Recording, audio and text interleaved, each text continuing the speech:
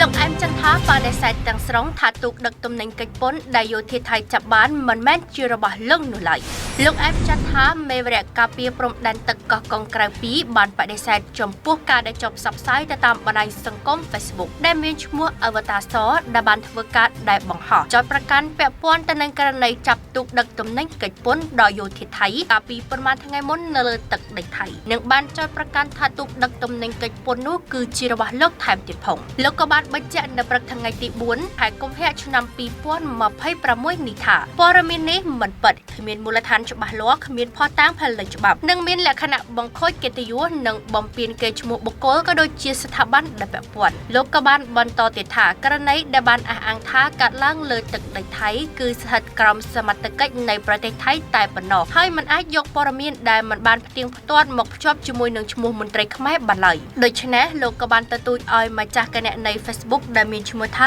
Avatar សលុបចោលនិងកែតម្រូវព័ត៌មានជាបន្ទាន់និងបញ្ឈប់ការផ្សព្វផ្សាយព័ត៌មានមិនពិតទាំងអស់នៅក្នុងករណីមិនអនុវត្តទៅតាមលោករក្សាសិទ្ធិពេញលេញនៅក្នុងការចាត់វិធានការទៅតាមផ្លូវច្បាប់ដើម្បីការពារកិត្តិយសនិងសិទ្ធិស្របច្បាប់របស់លោកសូមសាធារណជនប្រុងប្រយ័ត្នក្នុងការដែលទទួលនិងចែករំលែកព័ត៌មានដែលផ្អែកទៅលើតាមប្រភពផ្លូវការតែប៉ុណ្ណោះ